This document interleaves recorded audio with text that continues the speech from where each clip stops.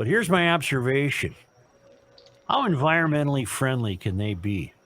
I saw at a truck stop flatbeds, major league size flatbed trucks, each of which had one windmill arm on it, presumably a new propeller, a blade.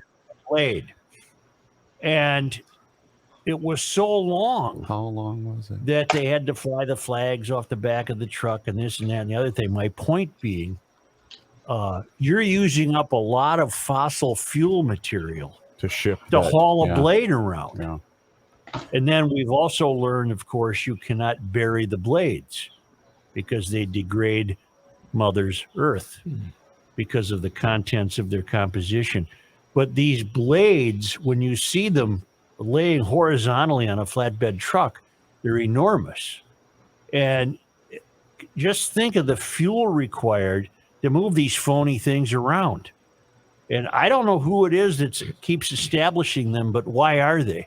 Is it law now you have to have windmill farms? I don't think so. It's ridiculous. Let's find out. What if it's not windy?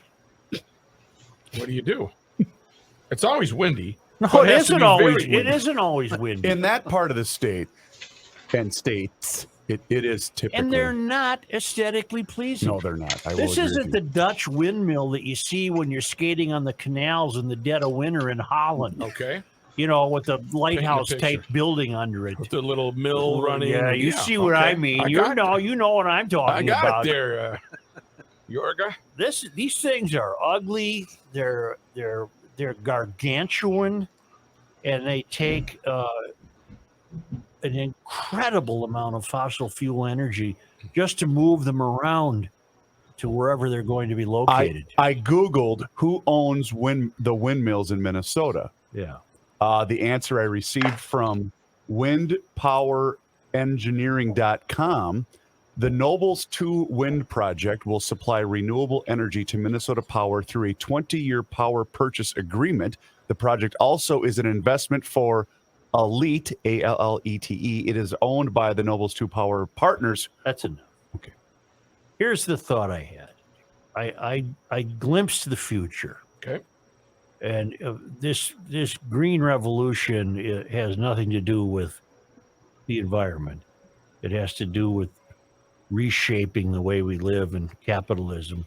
But if it continues, which it is doing at a pace that will just bankrupt the country, but that's part of the plan, in my estimation. This is not going to be an attractive land.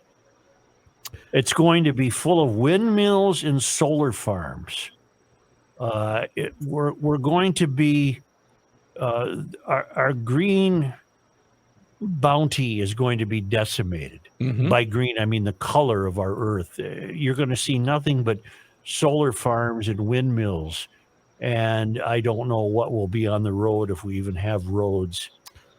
Some sort of electric vehicle that'll be, I don't even know why they're needed. We won't be buying TVs or furniture or shingles or what have you.